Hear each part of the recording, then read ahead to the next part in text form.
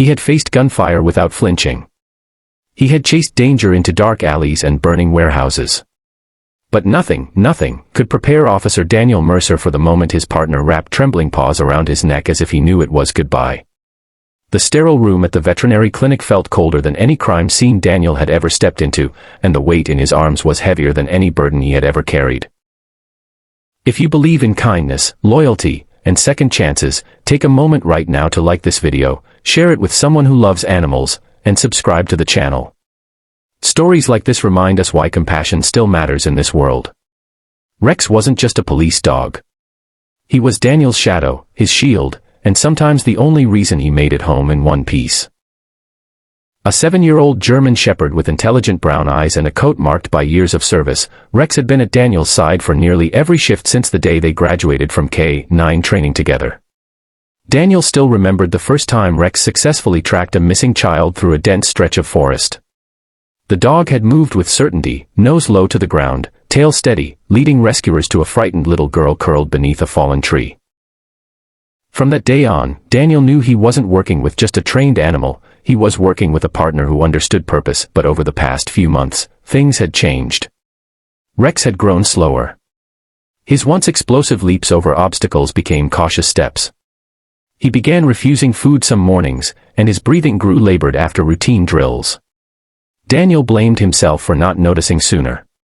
The diagnosis came like a hammer blow, an aggressive illness, already advanced. The veterinarian explained it gently, speaking in careful terms about quality of life and compassion. Daniel had sat in stunned silence, one hand buried in Rex's fur, trying to comprehend how something so strong could fade so quickly. In the days that followed, Daniel requested leave from the department. He wanted Rex's final days to be peaceful. They spent quiet mornings at the lake where they used to train, Daniel tossing a tennis ball only a few feet now, smiling softly when Rex still insisted on bringing it back. They sat on the porch in the evenings, the dog resting his heavy head on Daniel's boot, as if memorizing the shape of him. The world seemed to move on as usual, sirens in the distance, traffic passing by. But Daniel felt suspended in a fragile bubble of borrowed time. When the day came, the sky was overcast, matching the heaviness in Daniel's chest. The veterinary clinic smelled faintly of disinfectant and antiseptic, a scent Daniel had come to dread. The staff greeted him with sympathetic eyes. They all knew Rex. He had visited the clinic after minor injuries sustained on duty, always wagging his tail, always alert. Today, he walked slowly, leaning into Daniel's leg for support.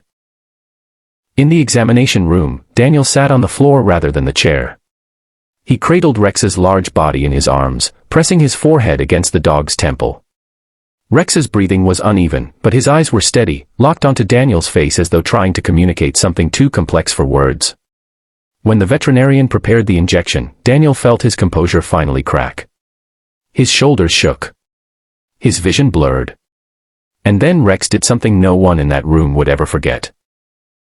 With surprising strength, he lifted his front paws and wrapped them around Daniel's shoulders, pulling himself closer.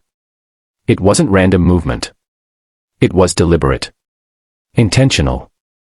He pressed his head into Daniel's chest, holding on with a firmness that made the room fall silent. Tears streamed down Daniel's face as he clutched his partner, whispering promises of gratitude and love into the dog's fur. The veterinarian paused. Something was off. She had expected Rex to be weak, barely responsive. Yet his eyes were clear. His grip was strong. His heart rate, monitored by the assistant, was steadier than anticipated. She stepped closer, placing her stethoscope against his chest again, her brow furrowing. The rhythm was not what she had heard in previous visits. It was stronger. More consistent. "Wait," she said quietly, raising her hand to stop the procedure. Daniel barely registered the words at first.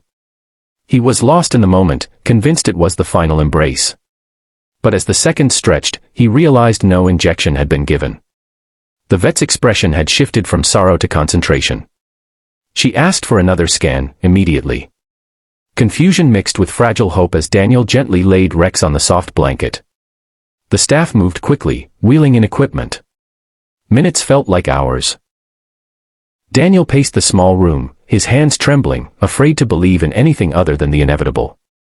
When the veterinarian returned, her eyes were wide, not with grief, but astonishment. The initial diagnosis had been based on imaging that now appeared inconsistent. The mass they believed was spreading aggressively had not grown. In fact, it had reduced in size. Blood work showed improvement rather than decline. There were signs that Rex's body had begun responding to a medication adjustment made weeks earlier, something that, at the time, had seemed insignificant. "This doesn't look terminal," she said carefully. "Not anymore."